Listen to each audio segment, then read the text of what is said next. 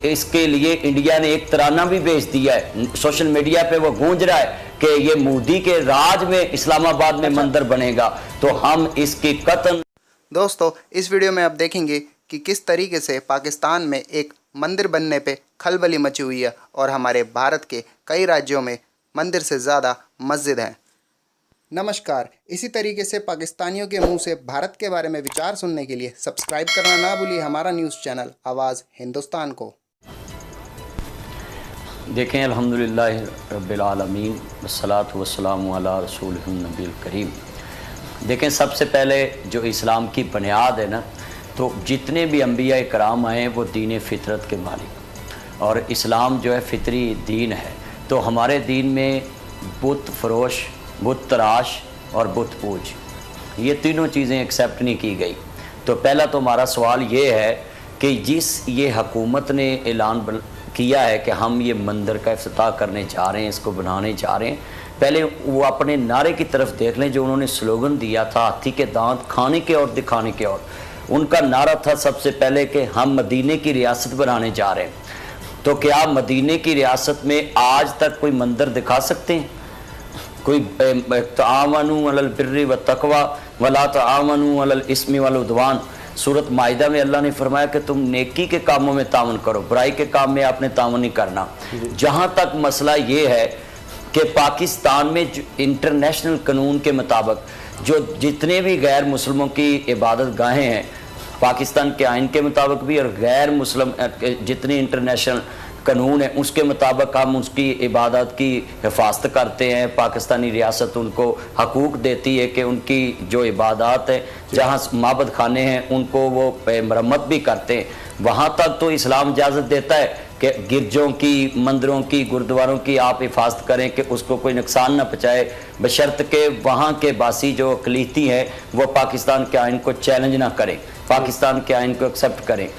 تو یہاں اسلام یہ کہتا ہے کہ حضرت ابراہیم علیہ السلام نے بت پرستی کو ختم کیا ہے۔ تو یہ نعرہ یہ تھا کہ پاکستان جو ہے اس کے اقتدار اعلیٰ کا مالک اللہ کی ذات ہے۔ تو آپ آئین پڑھ کے دیکھ لیں کہ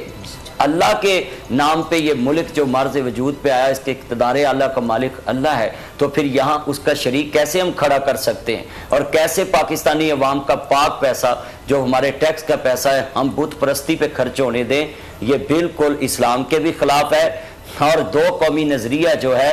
ہمارا پاکستان یہ چیزیں بنانے کے لیے نہیں بنایا تھا، یہاں تو ایک اللہ کی پوجا کے لیے ملک کھڑا کیا گیا تھا۔ ہندوازم الگ چیز ہے، مسلم الگ ہے، یہ دو قومیں ہیں۔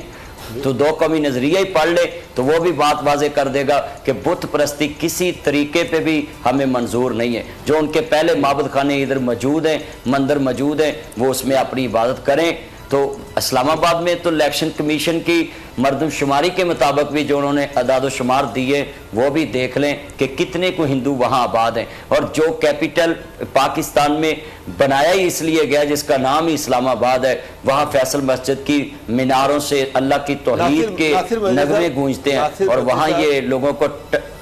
ایک طرف یہ حکومت جس طرح سے آپ نے خود کہا کہ یہ حکومت یہ دعویٰ کرتی ہے کہ وہ ریاست مدینہ جو ہے اس کو فالو کر رہی ہے، ایک طرف وہ یہ دعویٰ کر رہی ہے، لیکن انفارچونیٹلی ہم غیر ملکی آقاؤں کو خوش کرنے کے لیے، ابھی عمران خان صاحب تقریر کر رہے تھے چند دن پہلے نیشنل اسمبلی میں کہ جناب ہم اپنے آپ کو لبرل شو کرنے کے لیے کچھ بھی کر جاتے ہیں، اور ان کی اپنی گورنمنٹ اس وقت اسلام آباد کے اندر بالکل فضول میں جس کی کوئی ضرورت نہیں تھی ایک متنازع چیز پہ ہاتھ ڈال رہی ہے۔ تو اس کا کیا آبجیکٹو ہوگا؟ حالانکہ وہ خود کرٹیسائز کر رہے ہیں۔ اور اس کے ساتھ ایڈ کر لیں کہ پہلے انہوں نے جو کیبنٹ سے منظور ہو گیا تھا وہ تو ہم نے ہائی لائٹ کر دیا، جو قادیانیوں کو ایک ممبر کو ڈال دیا تھا بیچ میں اقلیتی کمیٹی میں۔ تو یہ سارا کچھ خود سے ہو جاتا ہے یا دانستہ کر رہے ہیں یا انٹرنیشنل لابیز کو خوش کرنے کے لیے کیا جا رہا ہے یہ سب کچھ؟ دیکھیں جی جس نے ان پہ خرچ کیا ہے انہوں نے فائدہ تو دینا ہے ان کو، مگر ہم کہتے ہیں کہ یہ پاکستان جو ہے مضبوط ہاتھوں میں ہے۔ تو ہمیں ایسا کام نہیں کرنا چاہیے کہ جس کے ساتھ پاکستان کی عوام پاکستان کے خلاف ہو. یہ ہمارے دیکھیں آپ نے جو پی آئی اے پہ جو مسئلہ بنا ہے خود دیکھ لیں کہ انہوں نے خود سلطانی گواہ بن کر پاکستان کی ایک انٹرنیشنل ایئر لائن کی جگ انسائی کرائی, حالانکہ وہ اندر بیٹھ کے بھی مسئلہ حل ہو سکتا تھا, اس کی انکوائری ہو سکتی تھی سنسو کی. اسی طرح یہ سوچی سمجھی سازش کے تحت یہ اسلام آباد میں جو مندر بنانے جا رہے ہیں, اور اس کے لیے انڈیا نے ایک ترانہ بھی بھیج دیا ہے, سوشل میڈیا پہ وہ گونج رہا ہے کہ یہ مودی کے راج میں اسلام آباد میں مندر بنے گا. تو ہم اس کی قطن جو ہم بھی نہیں کریں گے, اور بلکہ ہم اس کے بارے میں سوال یہ پیدا ہوتا ہے کہ یہ کہا جا رہا ہے کہ یہ نون لیگ کے دور میں اس کی منظوری دی گئی تھی. ایک بات یہ, دوسرا کہ ہیومن رائٹس کمیشن نے یہ کہہ چکا ہے غالباً 2017 میں کہ اس طرح کے کام, ان کی ریکمنڈیشن تھی کہ یہ کام کیے جائیں کہ جو اقلیتیں ہیں ان کے لیے عبادت گاہوں کی تعمیر اور ان کی حفاظت. اور ایک اور بات بڑی اہم یہ کہ جو جس طرح گردوارہ بنا ہے, جی میں ایک چیز عرض کر دوں کہ یہ کرتارپور ہے, جس طرح دیگر جگہ ہیں جو جس کو ہم ریلیجس ٹورزم بھی کہتے ہیں, تو اس سے بھی کمائی ہوتی ہے ممالک کو, پاکستان کو بہت زیادہ اس سے, جب یہ سکھ یاتری آتے ہیں پاکستان, تو کیا اس پیسے کا استعمال کیا جا سکتا ہے اس طرح کی تعمیر کے لیے؟ دیکھیں قرآن مجید میں یہ کہا گیا ہے تعاونوا نیکی کے کاموں میں آپ نے تعاون کرنا ہے. تو جب ہمارا عقیدہ ہے کہ اللہ کے علاوہ کوئی معبود نہیں ہے, تو جو اس کے ساتھ شریک کھڑا کرے گا تو آپ کیا اس کا تعاون قبول کر لیں گے؟ کیا ایک توحید کے نام پہ جو مملکت بنی ہے جس کے اقتدار اعلیٰ کا مالک اللہ ہے, تو اس کے ہوتے ہوئے آپ اس میں وہ پیسہ دیکھیں بھی آئے گا کہ جو غیر اللہ کے نام پہ بت پرستی تو سیدھا سیدھا شرک ہے, تو اس سے جتنا بھی معاوضہ ان کو ملے گا ٹورزم کے طور پہ, تو کیا آپ برداشت کریں گے کہ اسلامی علامہ صاحب اسلام شراب کے بارے میں کیا کہتا ہے؟ علامہ صاحب یہ بتائیں اسلام شراب کے بارے میں کیا کہتا ہے؟ پہلے ایک بات یہ نوٹ کر لیں, تھوڑا سا ایک سوال ہے میرا بڑا, اسلامک ریپبلک آف پاکستان میں ہم تو شراب کی کمائی خزانے میں جمع کرتے ہیں, جس خزانے کے اندر شراب کی کمائی شامل ہو تو یہ اسلامی ریاست کس طرح اس کو کہہ سکتے ہیں آپ شراب بیچتے ہیں سرکاری طور پر, کیا نہیں بکتی پاکستان کے اندر؟ سرکاری حکومت بیچتی ہے شراب کی, پرمٹ دیے ہوئے ہیں, لائسنس دیے ہوئے ہیں,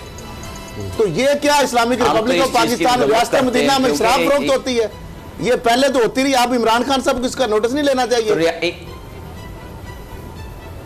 تو اب تو میں یہ بھی کہنے لگا ہوں کہ آپ نے بول دیا, میں لفظ اس کی وضاحت کر دوں کہ اگر نون لیگ نے مندر کی اجازت دی تھی تو خان صاحب کا تو نعرہ یہ ہے کہ میں ان سب کی پولیسیاں ختم کر کے مدینے کی ریاست بناؤں گا, تو یہ ان کے نام پہ تھوپ دیں کہ میں نے ان کا یہ منصوبہ ختم کر دیا ہے. اور یہ جو عوام میں انتشار پھیل رہا ہے, سوشل میڈیا پہ ڈسکس ہو رہا ہے, خدا کے لیے ایک جملہ ادھر بھی بول دیں, جیسے یہ کہتے ہیں کہ میں لاک ڈاؤن کے لیے حق میں نہیں تھا, تو خدا کے لیے ایک جملہ اس کے لیے بھی بول دیں کہ نون لیگ حق میں تھی, میں حق میں نہیں ہوں. اب کیوں لوگوں میں کنفیوژن پایا جا رہا ہے؟ اس کی وجہ ہے کہ یہ بھی چاہتے ہیں کہ جس طرح وہ اپنے کو بڑوں کو خوش کرتے تھے, اب اس کے مطلب ہے کہ یہ بھی اپنے بڑوں کو خوش کرنے کے لیے یہ مندر یہاں تعمیر کرنا چاہتے ہیں. لیکن اسامہ صاحب جو سب سے اہم چیز ہے وہ اس دن عمران خان صاحب نے جو نیشنل اسمبلی میں تقریر کی, میں تو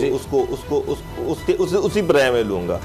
انہوں نے پچھلی دونوں پولیٹیکل پارٹیز پہ یہ الزام لگایا کہ یہ اپنے آپ کو ماڈریٹ ثابت کرنے, باہر جا کے اپنے آپ کو لبرل کہتے تھے کہ ہم لبرل ہیں, ہم اور لبرلزم کا انہوں نے پرچار کرتے رہے ہیں تاکہ غیر ملکی عقاؤں کو خوش کر سکیں. جی آپ ہمیں دیں ورنہ اب خود عمران صاحب اپنے آپ کو یہ کہتے ہیں کہ ریاست مدینہ کا ماڈل ہے, یہ ہم ریاست مدینہ کے درست ہے. میرا مطلب یہ ہے کہ آپ پچھلی گورنمنٹس کو بھی کرٹیسائز کر رہے ہیں, آپ ان پہ لبرلزم کا لیبل بھی لگا رہے ہیں, خود آپ اپنے آپ پہ ریاست مدینہ کا لیبل لگا رہے ہیں, اور اس کے بعد آپ اسلام آباد میں غیر ضروری طور پر جہاں پر ہندو کمیونٹی نہیں ہے وہاں پر سرکاری خرچے سے ریاست مدینہ کے ماڈل کے پاس جو بھی بجٹ ہے اس کے ذریعے سے ایک مندر بنا رہے ہیں. جو آپ بات کریں, آپ کرتارپورہ تھا, وہاں پر پہلے سے بلڈنگ تھی, آپ اس کو جتنا مرضی رینوویٹ کر دیں, فیسیلیٹیٹ کر دیں. آپ نے کہا کہ مذہبی ٹورزم, یہاں پہ بہت پرانے مذہبی جو ہیں وہ ہیں عبادت گاہیں ہیں, آپ ان کے لیے فنڈز دے دیں, ان کو بہتر کر دیں. ٹھیک ہے، لیکن ایک اسلامک سٹیٹ جس طرح سے علامہ بندی صاحب کہہ رہے ہیں، میرے نزدیک میں اگر ریاست مدینہ کا ماڈل دیکھوں، خلافت راشدہ کا ماڈل دیکھوں، کسی اسلامی سٹیٹ میں اس طرح سے بتوں کی کو اس طرح ریاستی سرپرستی میں تعمیر ایک اور چیز ہے، اور حفاظت ان کی کرنا یہ بالکل یہ دونوں ڈفرینٹ چیزیں ہیں، ان کو آپ علیحدہ علیحدہ رکھیں، ان کو آپس میں گڑبڑ نہ کریں، یہ ڈفرینٹ چیزیں ہیں۔ اسلام یہ ضرور کہتا ہے کہ جو ان کی مذہبی مقامات ہیں ان کا تحفظ یقینی بنایا جائے، لیکن یہ کہیں نہیں کہتا کہ حکومت جو ہے وہ خود مذہبی مقامات ان کے کریٹ کرتی جائے، بناتی جائے۔ ہاں اگر تھی تو آپ، اگر زمین تھی تو آپ ان سے کہتے کہ ٹھیک ہے بنا لو، وہاں پر خود جا کے بنا لو وہاں پر بنانا چاہتے ہو، لیکن یہ نہیں ہو سکتا کہ اسٹیٹ خود وہاں پہ مندر بنائے اور وہاں پر اس میں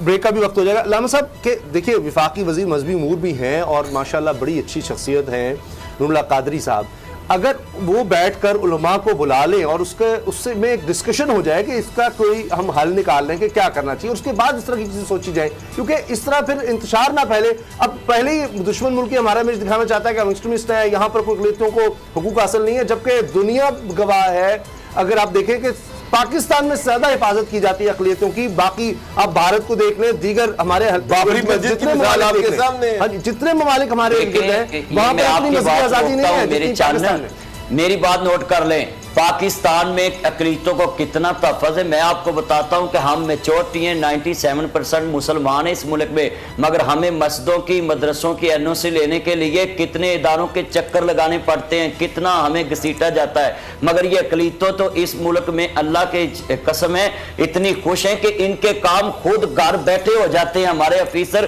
گھر بیٹھے صرف نمبر ٹانگنے کے لیے ان کا گھر بیٹھے کام کر دیتے ہیں، مگر ہم میچورٹی ہو کر بھی کتنے اداروں کے چکر لگاتے، پھر مسجد بنانے کی ہمیں NOC 20 سال، اسلام آباد میں ایک مسجد کا تو وہ 22-23 سال پرانی ہے تو اس کو NOC نہیں جاری کیا انہوں نے، اور بلکہ وہ کل پرسوں شہید کر دی۔ اچھا